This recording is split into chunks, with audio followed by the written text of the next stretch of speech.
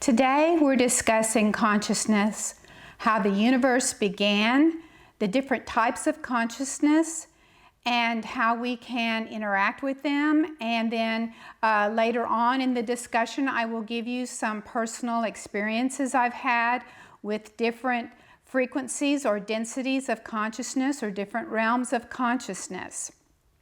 So settle in and get your notebook, but this is going to be a fairly long video probably. So I first want to start with the idea of the Big Bang, that scientists say, well, we don't know where it came from or how it did it as far as the nothingness that exploded in a Big Bang and suddenly became something. And so they just look at the Big Bang as sort of an unexplained phenomena or some kind of miracle, and they explain everything after the Big Bang. Well, for one thing, you don't create something from nothing. When the universe exploded into being, it had all of its patterns already set. It had matter, it had energy, it had the laws of the universe. Everything was already in a pattern and programmed by an intelligent source, because it came out in an explosion with all of these principles, properties. So what does that mean? It means that something created our universe, and that something is an ancient universe, because our universe at 13.7 billion years is really a young universe. And there is a universe behind our universe that I will call an ancient universe, or you could say a parent universe, because this very, very ancient universe, billions upon billions of years past the 13 that we have, I mean hundreds of billions, if not thousands of billions. It was so ancient you couldn't even put a number on it. This ancient universe created our universe. So there are like these very, I won't say if there's many of them, I don't know that. I know that one ancient universe created our universe. That ancient universe had consciousness, has intelligence, because what is consciousness? Consciousness is information, knowledge, and intelligence. And this consciousness is what permeates all things. It's what created our universe, and it's what underlies our universe. Now, we have two kinds of consciousness that I want to speak about today. I want to speak about the consciousness of the material reality and the consciousness that underlies that, which is the consciousness that is a flow of intelligent information, intelligence, and knowledge and wisdom. Now, we are familiar with the material consciousness, or the outer consciousness and the inner consciousness. The outer consciousness is what is working in our brains. There are patterns that have been created in the universe for every single thing that is going on here. And I have many videos on our divine blueprint. Our divine blueprint is expressing itself in our third dimension through our DNA. It is informing our DNA. And our outer consciousness is created by the use of our brain and our body functions and how we perceive and interact with our reality. That outer consciousness, which we call our self, our ego self, is specific to bodies. And remember, your divine blueprint is multidimensional. Your divine blueprint can create bodies in any frequency of intelligence. And so consciousness is attached not to the body, but it's attached to your divine blueprint, but it can express itself in bodies. Now that is outer consciousness. That's what you are familiar with. And that is what we are going to have to learn to discipline and tame and quiet and still if you want to discover inner consciousness. That flow that is the universe, that is cosmic consciousness, that is all that vast amount of wisdom and intelligence that flows at an inner level. Now, our outer consciousness is temporary. It only exists for as long as we are using a specific body, and bodies are abundant in the universe. And when we experience reality with our bodies, all of this outer consciousness, which is working with the brain and is being created by the brain, all of that is imprinted on the inner consciousness, a sub-layer or a foundational layer that all that ever happens in this universe is imprinted on this layer. So now that's why we should not get so fixated on this outer consciousness. And this is where science has fallen off the dead ends and cannot progress any farther. And science will always be left behind as far as highly evolved, intelligent extraterrestrials, because they can't get on board with the program that there is consciousness. They just fall off the end with that. They are only fixated on what the brain does. But the brain is only temporary. And yes, there can be advanced beings who could live hundreds of years and thousands of years with the same with the same functioning brain and system that they have. But when you live that long, you know how to begin to go inwards and discover the inner consciousness, and then you can extend the life of your body if you want to, or you can live for thousands of years, but you're not using just the consciousness you started with. You are now integrating that inner consciousness, and you're expanding your consciousness, and you are reaching into higher information, higher frequency, higher levels of intelligence with that same body.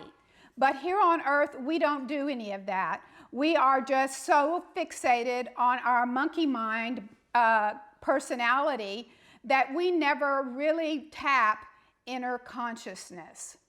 Now, this is why I've said over and over and over again how important it is for meditation. I have sacred fire videos. Now, the sacred fire is an active meditation, because in the beginning, when you are a restless mind, a monkey mind, undisciplined, you can't even sit through a 20-minute video, you have this unable to fix focus.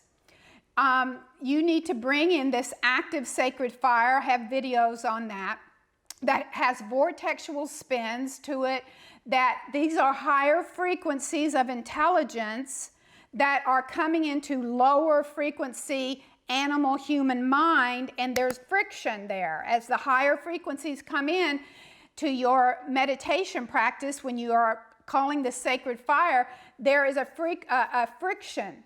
So your body will shake and there will be spins, and I've done lots of videos on that.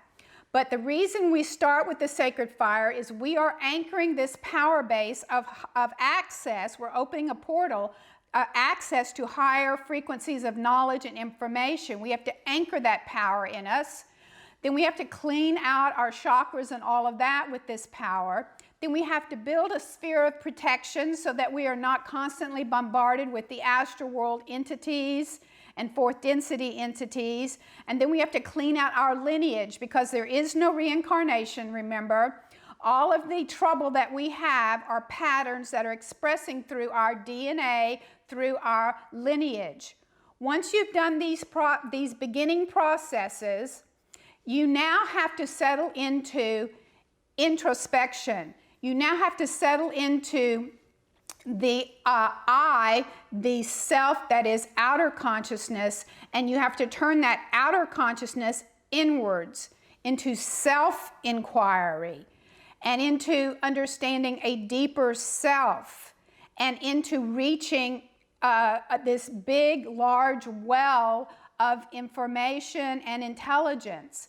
Now, you can't do that when your mind is too busy and too active. So once you've developed a clear channel in yourself, and you're not harassed by your lineage of ancestors, and you're not harassed by the astral planes, and you've anchored this power, you should now be able to settle down into very, very quiet and still meditations. And you have to meditate at least an hour a day. And I say somewhere between 1 and 4 hours is the best.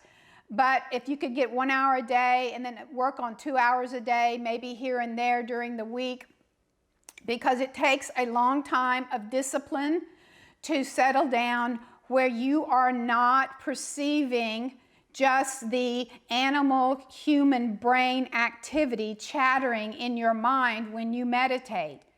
And I'm not, subconsciousness and outer consciousness are the same thing. It's not the inner layer of consciousness I'm talking about. So when I say you go inwards for inner reflection, I'm not speaking about your subconscious, which is part of your conscious. And when you astral travel, you are still using the outer mind, the outer brain, the outer consciousness. And this is why I'm telling you astral travel, sometimes it's useful, but really all you're doing when you astral travel is you're just using your outer consciousness. And you're using a layer of your outer consciousness, which is a little bit, a slightly different frequency, which is subconscious. But I want to explain this real quickly, and I've done this in other videos, but it's important to understand the astral plane is not a real plane where your divine blueprint creates bodies. It was programmed here. A pattern was interjected into this blueprint here to cause interference. And this is why the astral worlds exist, but they are not part of the divine blueprint that creates bodies in all frequencies of intelligence.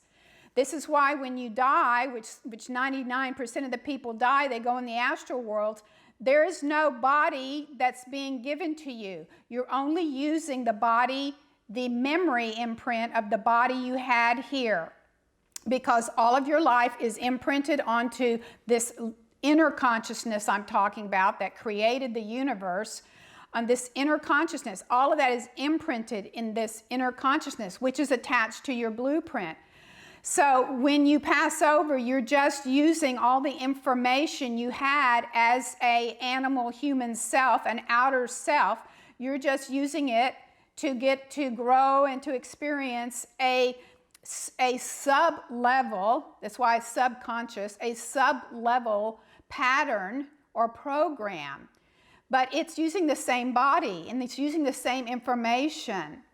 So it is not ascending into higher frequencies of light using higher bodies of light. It's just part of the same pattern and programming.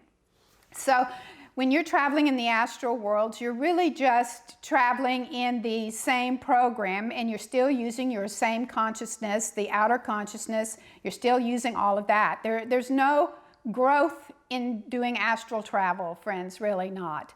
Yes, you can have some encounters in astral traveling. I've had plenty of them. Yes, you can meet with extraterrestrials, fourth density, because if you're astral traveling quite a bit, you will run into either astral beings or fourth density beings.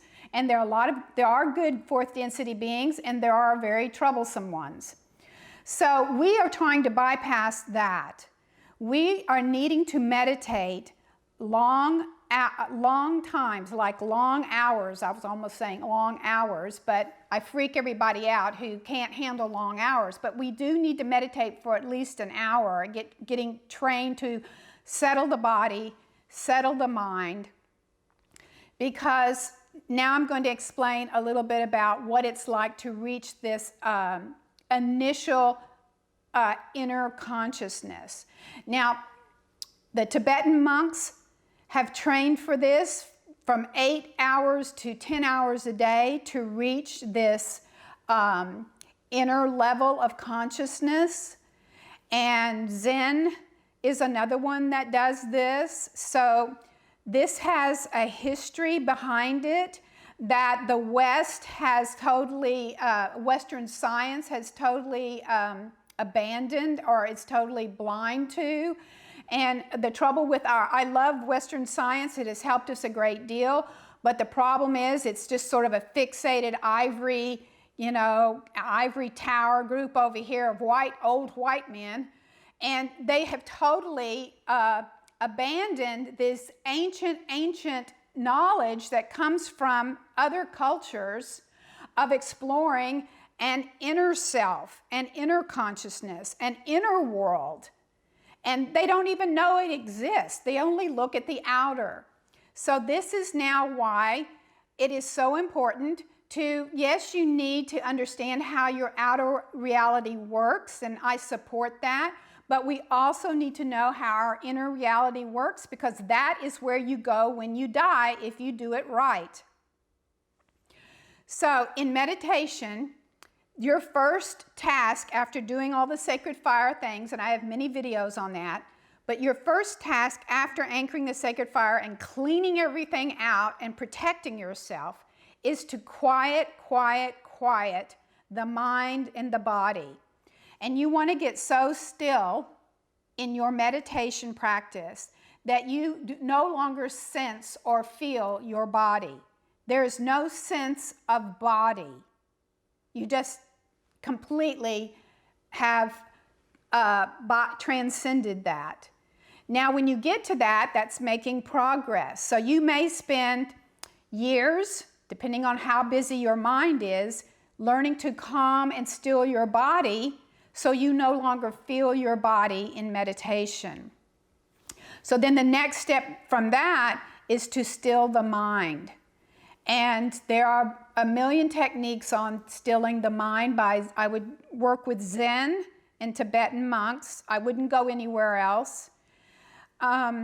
But the stilling of the mind could be like focusing on the breath. What I've done in my early practices of this is I would focus on my mind being a clear blue sky. And if thoughts would come up, I would see them as clouds or birds or something, and I would look at them as just passing by in the sky, and I wouldn't latch on to them. So the key, once you have calmed the body down and the body is now disciplined to sit still, is to see these thoughts that come by as passing, and don't attach yourself to them. And keep going back to an open space in your mind. Open space, clear blue sky, open space. Okay, there's a little cloud, there it goes. Okay, there's a bird, there it goes. And this is an exercise I did, and I worked very long hours on this idea of cleaning out the space in my mind so that it is still enough so that it can access higher dimensions of information, higher dimensions of frequency. When I say dimensions, it's not the scientific term. I'll use the word densities and frequencies in my library here. There are densities, frequencies of higher intelligence, information, and knowledge. You cannot access it with the outer mind.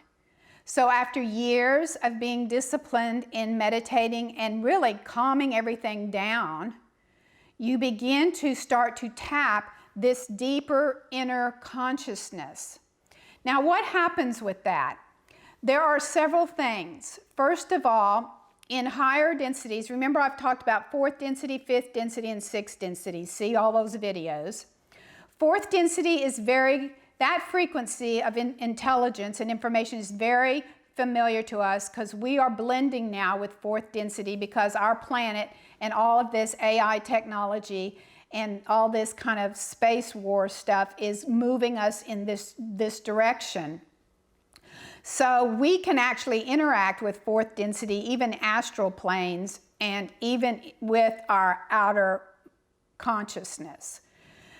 But you will begin to tap into a more refined fourth density, meaning higher, good, benevolent beings, when you begin to settle all this energy down. Because until you, with your outer monkey mind, busy body stuff, you're only going to pick up those entities which you really don't want to talk to. They are controllers, and they want to keep you in your frazzled monkey mind, your self-doubt, your self-defeat, your anger, as I spoke in the video last week, your ape mentality where you're aggressive and hostile. They want to keep you there. But there are nicer fourth density beings. You can reach them when you start to quiet your meditation down. It may not be totally into this realm I'm talking about, but you can get into your subconscious astral meditational space where benign, benevolent fourth density exists. And you can talk to them and connect with them. I have videos on your spiritual gifts, like telepathy. But if you want to access fifth density and sixth density, I've done videos on that. Let me explain once again about the fifth density and sixth density. In fifth density, on the videos that I've told you about where I had visited a planet, because fifth density are planetary beings, and I also have a smart body that's fifth density, I was accompanied by a higher being who took me to that planet, and I was in a fifth density body to observe what was going on in that planet. And when I was coming back from that, I was helped by my guides to integrate that information back into this outer consciousness so I could do those videos for you. But now that was the planet I told you about in another video. And I've also told you about my smart body. So let me explain to you, when you reach into this lower inner consciousness, the animal human self is dropped. There is no human self in fifth density meditation or fifth density transferring your consciousness, because most of this library is about learning how to transfer our consciousness from one body to another. So if you transfer your consciousness into a fifth density body, or even if you are meditating and now you're beginning to tap fifth density, this is what you will have. You will have no sense of self. You will have no real sense of your personality self. In fifth density, this starts to really drop away. And when you get into a smart body, fifth density, I call them that because my best description of this density is that the level of intelligence, the brain functions and the programs that go into that divine blueprint are so far advanced from us. I mean, we just look like ants to them. So, and I've only been able to hold fifth density and comprehend parts of fifth density. You would never be able to totally understand all of fifth density till you transfer your full consciousness there. But I have been able to walk around in fifth density bodies and to comprehend parts of fifth density. But when I'm in that body, or when I'm meditating and I reach that frequency, there's no thought of me. Me is not, I'm not thinking about me, the personality of outer consciousness. It's been submerged, you might say. It's been finally trained to be quiet. It's submerged. So when you are meditating and you've learned to calm your physical body, you will have these brief moments where you have lost your sense of self. And that is tapping these higher frequencies like fifth density, where there's no really sense of yourself. And so when you move to sixth density, and I have experienced this, not as much as fifth, I'm more familiar with fifth, but I have had a few sixth density, and I put it in videos. Sixth density are star beings. They're not planetary beings. They're light beings. And when I have been in that sixth density sphere of the sun Sirius, or when my ascended self that was at the eighth density raised me up into a sixth density body, these experiences that I had in sixth, you have totally left a physical consciousness that would be existing in these lower frequencies. You are now in a cosmic consciousness. At sixth density, it's cosmic consciousness. And what's in sixth density? It is operating on this inner consciousness that is the great intelligence that goes all the way back to our ancient universe. That is our parent universe. It is this vast stream of intelligence. And that intelligence is attached to our blueprint. And so once you are experiencing this inner consciousness at the 6th density level, the light being level, now you are experiencing reality from the inside out. And even though in 6th density you have light beings, these light beings or star beings can manifest a body from thought. They can go to a planet if they want, and they can manifest a body by thought. They can travel the universe by thought because they are operating on this very powerful inner consciousness. They're not operating on an outer consciousness that is created at the planetary level. I hope this is making sense. You may need to see this video a couple of times. It is a cosmic consciousness at 6th. And you can, when you are meditating, if you stick with it, you know, I've been meditating for decades and decades and decades. And so if you stick with it, you will be able to have this, while in meditation, you will think 2 hours is nothing when you begin to really meditate into these 5th and 6th density frequencies. You will sit your body down, you will move into this level of inner consciousness, and 4 hours can go by. It's not a struggle because you are now basking in a cosmic wave of consciousness. You're basking in a frequency that has no awareness of time. No awareness of time.